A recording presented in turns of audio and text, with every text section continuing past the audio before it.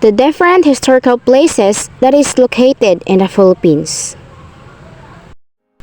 And the title is Exploring the Rich Tapestry of Philippine History, Must Visit Historical Sites.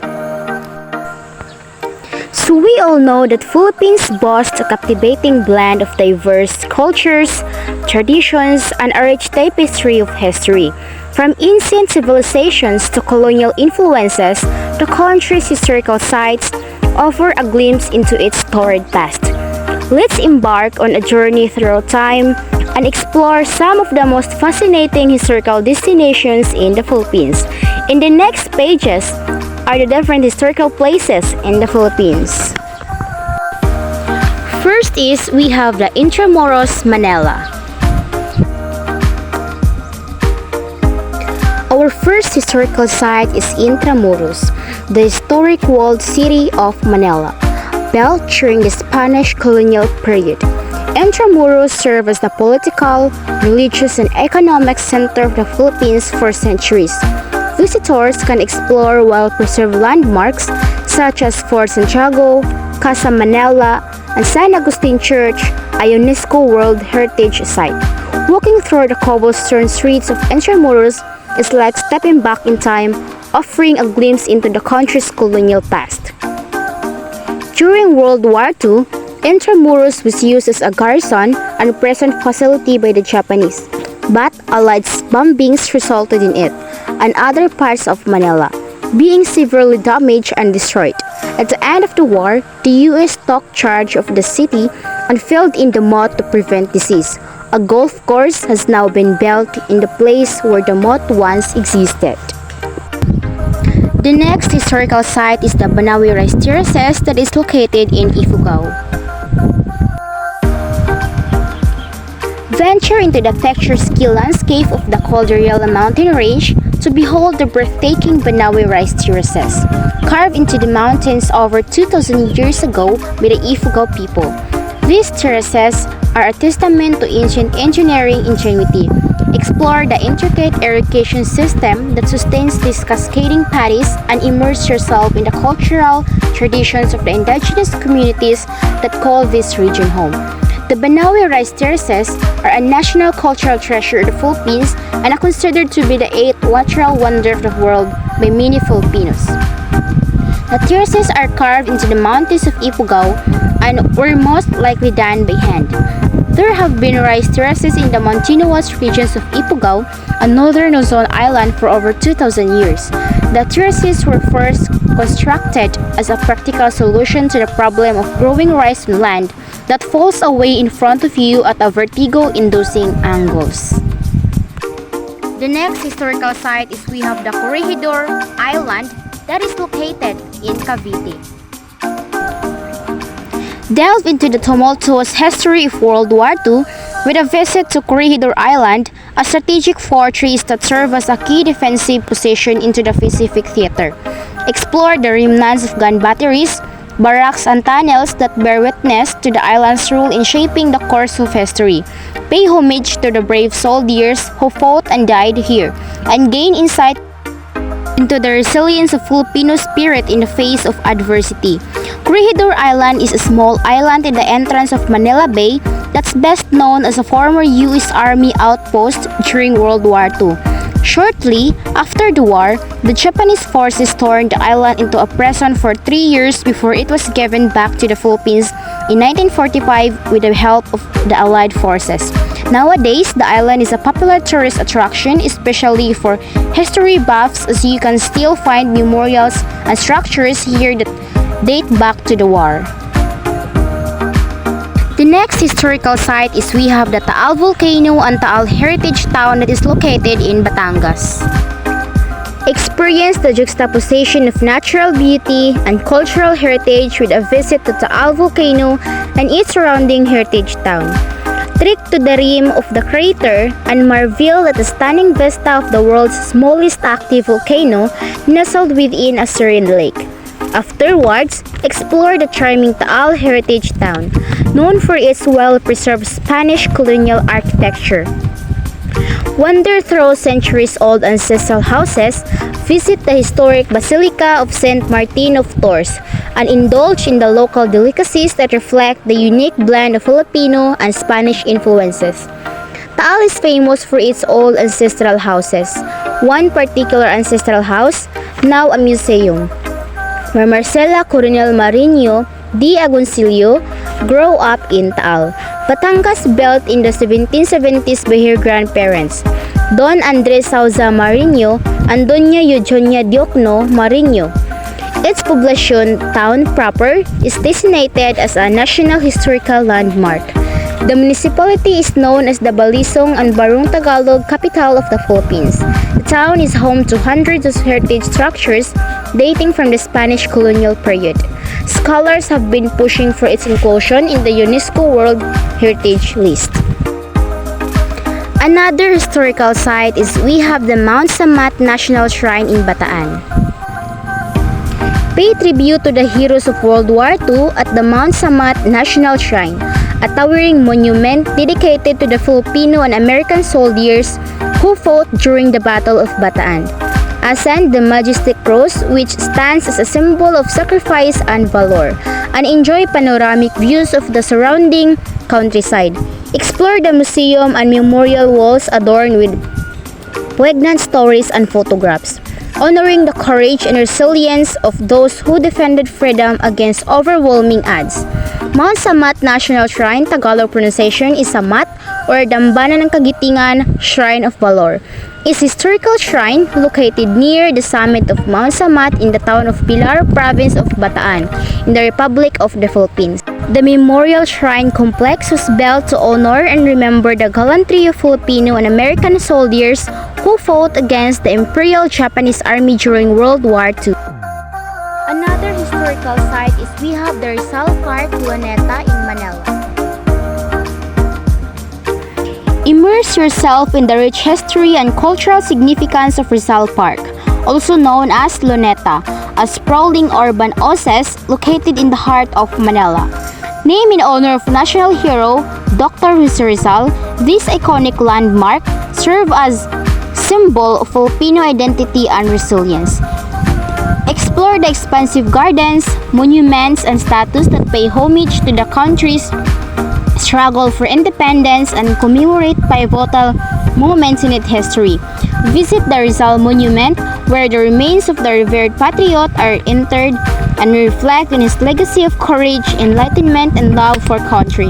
The rich history of Rizal Park began in 1880s. It was formerly called Luneta, derived from the French word lunette, which means a crescent-shaped fort. It has a fine and wide courage and drive called a La Sacalza, where Manila's elite would get amongst Manila's most influential groups. Likewise, the site was also used by the Spaniards as an execution ground of rebels and activists. On December 30, 1896, Dr. Rizal, the person who opened the consciousness of Filipinos to fight for the country's freedom through his novels entitled No Limitang Hari and El Filibusterismo, was executed on charges of initiating a rebellion against the Spanish government. Another historical site is we have Leyte Landing Memorial Park. The MacArthur Leyte Landing Memorial National Park, also known as the Leyte Landing Memorial Park and MacArthur Park, is a protected area of the Philippines that commemorates the historic landing of General Douglas MacArthur in Leyte Gulf at the start of the campaign to recapture and liberate the Philippines from Japanese occupation on 20 October 1944. This event led to the largest naval battle of the World War II, also the world's largest naval battle in terms of gross tonnage sank, and Japan's eventual defeat and surrender after almost 3 years.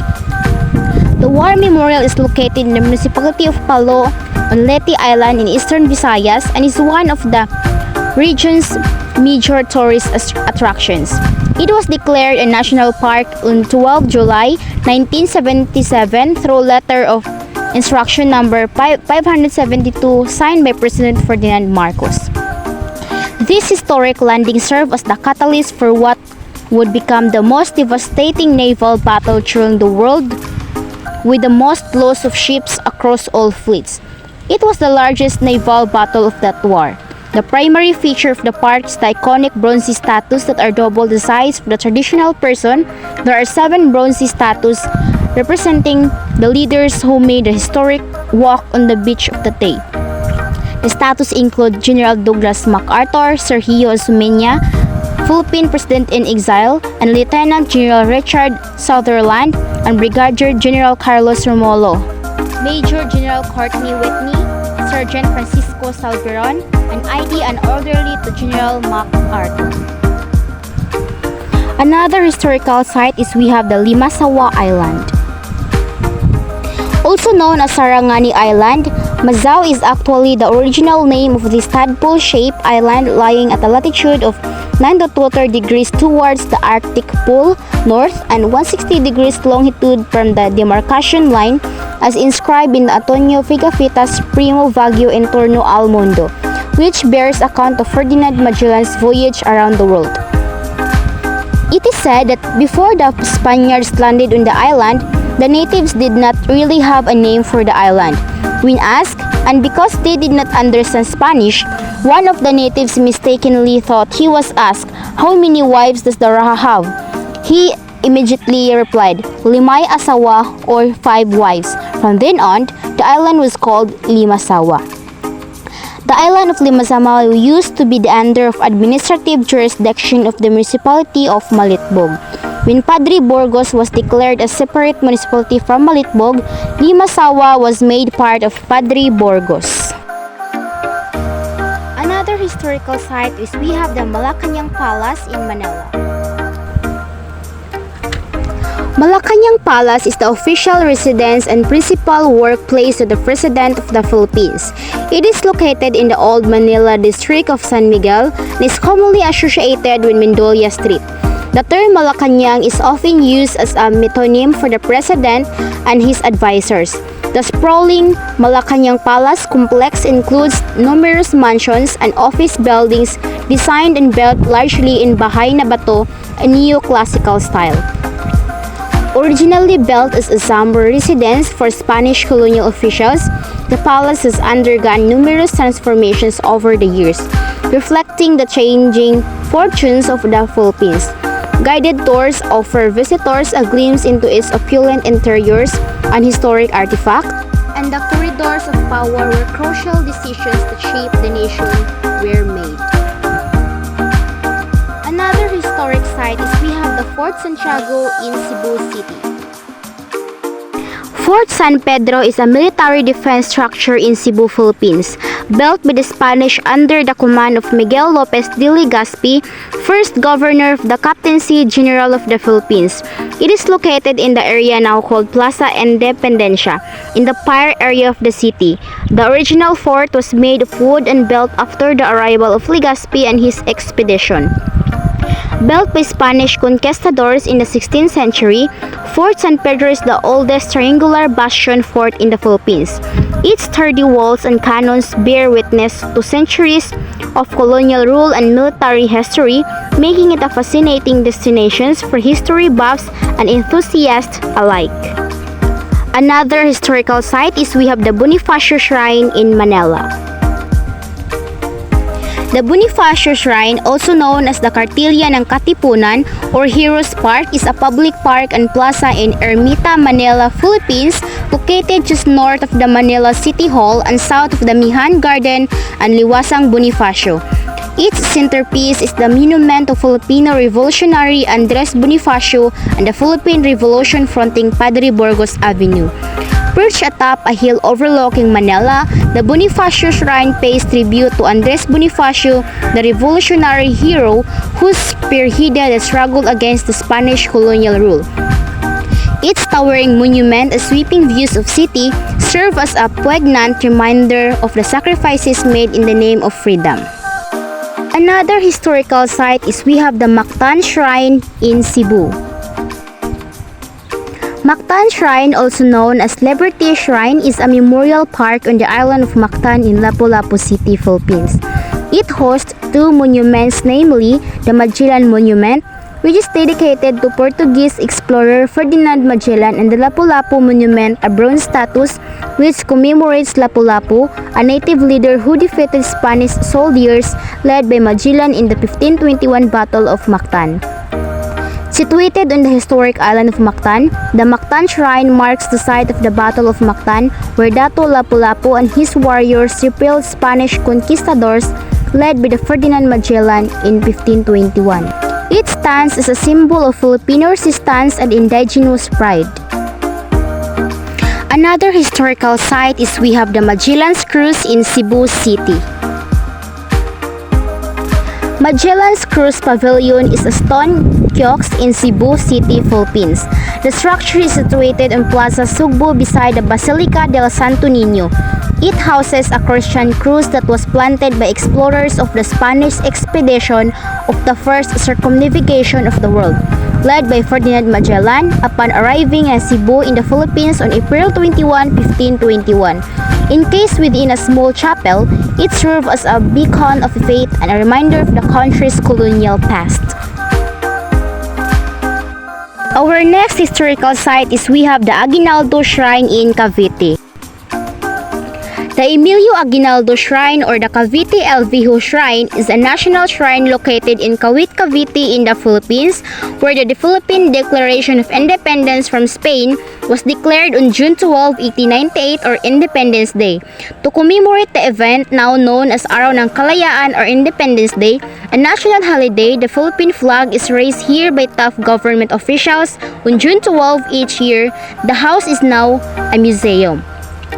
Nestled in the historic town of Kawit, Cavite, the Aguinaldo Shrine is a cherished landmark that bears witness to the proclamation of the Philippine independence on June 12, 1898. Preserved within its walls are artifacts and memorabilia that evoke the spirit of the nation's struggle for freedom. Another historical site is we have the Casa Gorordo Museum in Cebu City. Casa Gorordo is a house museum located in the historic Parian area of Cebu, the oldest city in the Philippines. It is owned and managed by the Ramon Aboitiz Foundation Incorporation or RAFI under its Culture and Heritage Focus Area. The house was acquired by RAFI from Gorordo family in 1979, renovated and enhanced, and opened to the public as a museum in 1983. In recognition of its historical and social significance, the National Historical Institute, now National Historical Commission of the Philippines, conferred on Casa Gorordo Museum the title National Historical Landmark in 1991. Step into the past of the Casa Gorordo Museum, a meticulously preserved ancestral house that offers a glimpse into the genteel lifestyle of 19th century of Cebuana society. With its period furnishings and historical artifacts, it provides a window into the bygone era of elegance and refinement. Another historical site is we have the Cuartel de Santo Domingo, Ilocos Sur. Situated in the picturesque town of Vegan, Ilocos Sur, the Cuartel de Santo Domingo is a striking reminder of the Philippines' colonial history, built by the Spanish colonial government in the 18th century. This imposing structure served as barracks for Spanish soldiers. Its massive stone walls and arches stands as a testament to the enduring legacy of Spanish architecture in the region. Another historical site is we have the Basilica Minor of San Sebastian. Basilica Minor of San Sebastian, Manila, a masterpiece of neo-Gothic architecture, the Basilica Minor of San Sebastian is a jewel in the heart of Manila, designed by the renowned architect Gustavo Eiffel. This majestic church is known for its intricate steel framework, soaring spires, and exquisite stained glass windows. A designated National Historical Landmark, it stands as a testament to Filipino craftsmanship and devotion. Another historical site is we have the Malolos Historic Town in Bulacan. Step in history and charm, Malolos historic town in Bulacan Province is a treasured trove of colonial era architecture and heritage. It was here in Barsuan Church that the Malolos Congress convened in 1898 to draft the Malolos Constitution, laying the foundation for the first Philippine Republic. Today, visitors can explore its Kayan streets, visit historical sites, and immerse themselves in the rich tapestry of Philippine history. And the second to the last historical site in the list is the Balangiga Church in Eastern Samar. Located in the tranquil town of Balangiga in Eastern Samar, Balangiga Church is an iconic symbol of Filipino resilience and defiance. This historic church, with its distinct facade and centuries-old bell tower, witnessed the Balangiga Encounter of 1901, a pivotal event in the Philippine-American War.